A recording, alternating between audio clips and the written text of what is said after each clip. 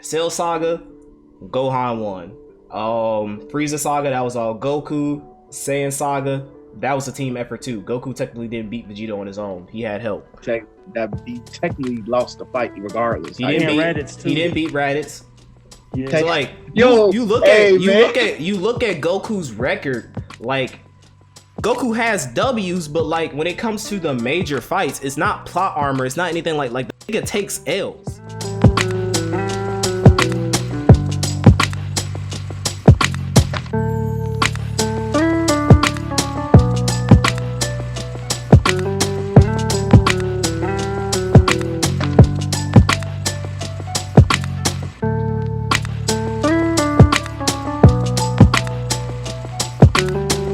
Let's go to Super. So let me switch the overlay to Dragon Ball Super. We got a show a chapter that I know a lot of the Goku haters loved. Let me pull up Super. All right, cool. So this is chapter 73, Goku versus Granola. So chapter starts off with I think Goku's in Super Saiyan Blue, right? I believe so. Yeah. So he's in Super Saiyan Blue. Granola is still attacking him. They're just going back and forth. All this good shit, you know. This chapter is really more action based. But the interesting stuff is when we cut to Goku going like, alright, you know what? I'm gonna use Blue plus Ultra Instinct. And then Granola's like, yeah, that shit still don't work on me, nigga. I need you to go all out. So you go, all right, fuck it. I'm gonna go full on Ultra Instinct, but it's a timeline because it consumes a lot of the stamina. Mm-hmm. So Goku goes full Ultra Instinct, starts beating Granola's ass. Just beating the shit out of him. And Granola's like, I'm gonna, Bardock syndrome. I'm gonna take care of all the Saiyans. Regular cliche shit. Nothing wrong with it, but it is what it is. But Goku is babying him. It's some really cool shit. And Vegeta notices another power signature.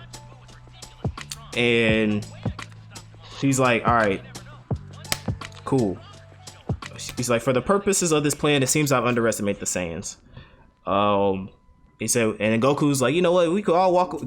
Typical Goku getting a little bit too cocky. And he's like, all right, we could walk away. You know what I'm saying? So you train up and we could fight again. And then he's like, you're not hearing me right, saying who said I lost. He said, all I said was I made a mistake underestimating you.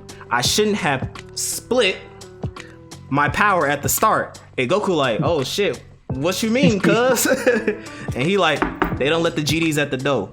The Granola you see here is me, but also not. Vegeta notices like a little space pod, and he's pulling up. He's like, I took some power from my true body and made a clone, an illusion. Teleports back, and then Vegeta's like, yo, his real body's over here. He's like, well, I don't understand. He's gone. Instantly teleports, poof, pokes Goku in the chest, instantly depowers Goku. Knocks the shit out of him, and he's unconscious. He fucking tosses him across the fucking planet, and he's laid out. Goku is laid out, and he was like, "All right, I decided to have you find my clone in order to see, test my true strength for Frieza. All I'm saying is this, Granola. If you could do this to Goku Ultra Instinct, Frieza is go fucking be because Frieza is a prodigy and Frieza's been training and blah blah blah blah blah. But if this is the same Frieza from the Tournament of Power arc and he really hasn't done a lot of training and shit, the Granola go fucking dog walk this nigga. It won't. Granola is beating the hell out of Goku, and I don't know why he thinks Frieza still is up. The premier being of the damn universe. He's the world's strongest because of Goku and Vegeta at this point, primarily Goku. But nigga, he might as well just went to see Frieza first and move the fuck on. This is post moral arc. I've been training months to maintain and to do Ultra Instinct Goku. And he was like, I shouldn't have split my power. Instantly, pop, poop, knocked Goku unconscious. He said, "Hey man, good job," and poked that nigga, sent that nigga across the world. He was like, "Yeah, your Ultra Instinct form is cool and all, but like you said, your stamina dropped. So I knew I'd find an opening eventually, and I'll bust your ass." And that's what happened. That nigga lung. He said, "Oh wait, I'm make your stamina way worse, nigga." So this when we get the funny part. So we get the typical Vegeta. You know, the thumb to Vegeta. Good job. No, I'm talking about the cocky Vegeta pose where he points at himself like, "I'll handle." Somebody made a meme of that, which is fucking hilarious. Like the times that Vegeta did it, and then like 2 seconds later he gets his ass kicked. So Vegeta's like, "All right, I'm your opponent now," and basically Vegeta's about to fight Granola. All right, listen, I don't hate Vegeta, but ain't no way in hell Vegeta is doing shit against Granola. I'm sorry, G. That little destruction, fucking blowing rocks up. That shit is not gonna do nothing to Granola, G. Look, man, if this man eats a Hakai, G, then it's different, bro. That's wild. Like it's over, G. But I know all you Goku haters love this chapter because for some reason y'all just like, I hate Goku. I hate him. So seeing him get his ass kicked is blah, blah, blah. But I just want to let y'all know it is part of the Dragon Ball Z. It's part of the Dragon Ball circle. Goku, what's going to happen? Goku's going to come back and Goku's going to kick his fucking ass. And it's over. It makes no sense that they hate on Goku, bro, because every fight he's in, he's getting the living hell beat out of him. Like every single arc. So I don't know what I'm so happy to see Goku. Nothing new. They go like plot armor and all this other stuff. It's funny though, because it's fun because I apply it like the Sanji Zoro logic, right? I apply it to Goku and Vegeta, where Vegeta fans are like Zoro fans, Goku fans are like Sanji fans, kinda. So basically, Vegeta has a lot of Vegeta stuff is he's playing catch up to Goku. Like he's always number 2. He himself even admitted back in Z that Goku will always be number 1. So I just need you Vegeta fans to realize that Vegeta himself has already been admitted. Even during the Tournament of Power arc when Goku was Master Ultra Instinct fighting Jiren and he was like, ain't nothing I can do. You're above me, dude. That's why he's trying to do his own thing with God. Yeah, that's why he realized he's always going to be number 2, and he might as well be the best fucking number 2 possible. Exactly. And that's what I like about Vegeta's character. He knows his place, and he's going to excel at it. Exactly. It's like you gotta look at it like, look, man. Sorry, apologies for threes from the ring moment, but it's like basketball. No matter what LeBron can do, he's going to be number 2. But because Michael Jordan is going to be number 1. So what does LeBron do? You jack up your accolades even more just so you can say, hey, I'm the best number 2 ever. Because, hey, at the end of the day, you can be the best number 3 ever. Oh, exactly. I will always be number 2. Now y'all future generation niggas is fighting over number 3 spot. Exactly. You can fight for number 3 and good luck with it. It's gonna be tough. There's nothing wrong. It's nothing wrong. It's absolutely nothing wrong. And like Goku gets his ass, like DC said, he gets his butt kicked. Like it's not like he enters every fight and dog walks his opponents. It's always he barely wins. Yeah. Like even with Jiren, he didn't even beat Jiren 101. He technically didn't beat Jiren 101. Yeah. This might be a horrible hot take, and Daytro, if you listen to this. Be real. He technically didn't beat Majin Buu either. Technically, you're right. No, he didn't. He didn't beat Kid Buu. Goku didn't beat Kid Buu. Hercule beat Kid Buu. And that's not even hot take. Hercule beat Kid Buu. If it wasn't for Hercule, the world beat Kid Buu. The world. No. If it wasn't the universe. If it was not for Hercule, they all would have fucking lost. If Goku didn't have the dumb foresight to leave his kids and Vegeta kids to die and rescue Hercule, Buu, and that stupid ass dog, all them niggas would have been dead. Kid Buu would have ran the streets with him. Hercule saved the day. It was his redemption arc from the Cell Saga. Cell Saga, Gohan won. Frieza Saga, that was all Goku. Saiyan Saga, that was a team effort too. Goku technically didn't beat Vegeta on his own. He had help. That he technically lost the fight regardless. He didn't beat Raditz. Yeah. So like, Yo, you look at Goku's record. Like, Goku has W's, but like when it comes to the major fights, it's not plot armor. It's not anything like the nigga takes L's. That's part of being a good character, is that you're not all Goku's not a static, one-dimensional. Like, a lot of people like to say Goku's a one-dimensional static character, but you see, like, if you really take the time, if you're an actual Dragon Ball fan and look through Dragon Ball and see the encounters that Goku has had, it took a lot for him to get a legitimate victory. Like, his first real victory in Dragon Ball Z was against Frieza. Yep. I mean, he watched Nappa, He rinsed that nigga. Yeah, he watched, but I don't count. I'm talking about major fights. I don't count Nappa. Yeah. I don't count Nappa. So for those who don't I don't count Nappa. That was a flex. Nappa was literally, Goku literally was like, I don't give a shit about you. That was a flex. That was a power up flex. That's what we call those. And then Vegeta, and then like he beat him, but then Vegeta finished him off. So even Vegeta was like, bro, get the fuck out of here. Like, I don't need you anymore.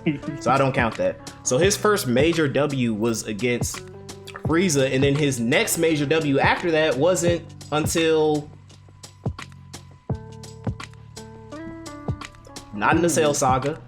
There was nothing in the Cell Saga. Because he was battling heart disease, and then he had that one fight with Cell, and that's pretty much it.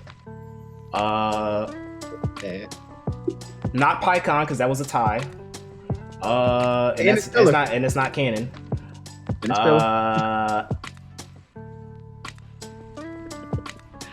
Hey, let's talk about it. We got some Daytra. Let's talk about it. But it's nothing bad, because it's at the end of the day, when it comes to Dragon Ball Z and Dragon Ball Super, at the end of the day, it's always let's wait for Goku.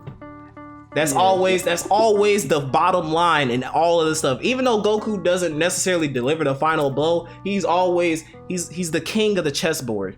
Even if he's not moving to defeat the other pawns and the other kings and the other knights and queens, he's still an influence. And if you take down him, the rest of the show falls over. Except during the Cell Saga. But yeah, like, I mean, we literally just went through it, bro. Like, Goku really doesn't have the plot armor like y'all talk. Let's talk about it in more. Goku Black arc. That wasn't Goku. Oh yeah. Shit, Goku Black won. Goku Black won. Let's talk about Tournament of Power. That was a combined effort. Jump that nigga. Let's talk about let's even go back. God of Destruction. Goku didn't win. Let's talk about Resurrection F. Goku technically lost. They all lost for the first time, and then he had to get a redo, and then he won. Yeah, but I will say that still counts as a major Goku, because he was washing Frieza. Like he washed Frieza. Like he was like, yo, golden form, it ain't shit, bro. I'm about to beat your ass. But yeah, Tournament of Power is a combined effort. Moral arc, I want to say because that was a W. That was a solid W. That was a W for Goku. So out of all of the arcs, the major arcs that we went through, honestly, if you want to keep it a buck, GT is where Goku shines. Because damn near every fucking encounter in GT is Goku. Like, so for all my niggas who be hating on GT, and for all you Goku fans, whenever somebody brings up Goku's accolades in terms of W's and shit, the show that y'all hate the most is the show in which he got the most W's. Hey. Wait. There's only clear beat Baby Vegeta. He beat Baby Vegeta. Technically needed Android 18's help against Super 17. He still won against 17. It was him versus it was just him too. Like, he was really the only one pulling up. Everybody else got their ass dicked. Movie Goku different though. Movie Goku is different. Movie Goku is different. Yeah. But not canon. Okay, that's exactly. You can't count that shit because none of them movies fit in the timeline. None of them fit in the timeline. That is true. Like, Cooler, I can't even figure out how. It's so tough, bro. We still like the biggest thing is the bullshit Trunks getting the sword from Tapion. That still makes no sense. Makes zero sense. Biggest cap ever. That is biggest cap. Oh, no. So, I just think it's cap that people like celebrate shit like this, and y'all know y'all setting yourselves up for an L because Goku's gonna come back and beat the shit out of Granola. So I don't even want y'all to like. Don't even get mad and write the think pieces about how Super is trash because Goku always has plot armor and all this other stuff. Y'all know this is coming. I need y'all to realize this one thing, and then we'll move on. Stop treating Dragon Ball like your 12 episode obscure animes. Stop it. If you're expecting groundbreaking, absolute, you know, I took one class in theology, now I know how the world works. Stories in Dragon Ball, a show that is a shonen, and shonen are shows that are catered to kids. And not saying that kids are stupid and kids can't think about complex stories, but kids don't want to see shows that y'all be watching. You show a kid, bro, you sit a 5-year-old down in front of your lie in April, they go fall fucking asleep. Yeah. As much as that show is good, who the fuck, what kind of kid is gonna be like, hey, little Timmy, you want to see Tournament of Power or you want to see Your Lie in April? I want to see a show about a depressed fucking musician that's suffering from mother or child abuse and a girl who's sickly on the dead about to die from a disease versus a show about a fucking alien who can power up and beat the shit out of other aliens. I know what I'm watching. I know what I'm watching when I get home from middle school. I don't give a fuck about that depressing shit. I'm trying to see niggas pull up and fight. Come on now, stop capping a lot of these shows and realize that what Dragon Ball does, for all the hate that y'all give it, it's a reason why Dragon Ball is iconic. And your 12 episode anime that you watched one time and had really good animation, it was a slice of life, so it was a bunch of niggas talking about who gives a fuck. A lot of that shit is not iconic. You show a nigga, see, I'm only using Your Lie in April for an example. The show is great. I'm just trying to see it because obscurity's sake. You take a scene from Your Lie in April and show it to somebody, they're gonna be like, what the fuck is that? They'll know it's anime based off of the art style, but they won't know what show it is. You show a nigga a Dragon Ball, you show a nigga Goku's hair, you show a nigga Super Saiyan hair, you show a nigga a Kamehameha, they gonna know what it's from. Even if they don't know the name, they're gonna be like, oh, it's that show. Instantly recognizable. Iconic. So stop placing your less famous, less recognizable, obscure 12 episode anime shows against the juggernaut that is Dragon Ball. Once you do that, you'll be able to enjoy the show a hell of a lot better. Trust me. I had to do that myself. Your life would be so much better.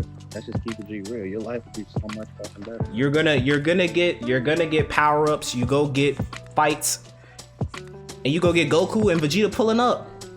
And honestly, that's all I care about. So I'm gonna take that. For as long as this show can continue on going, the world building and everything else, I'm here for it. So that was super.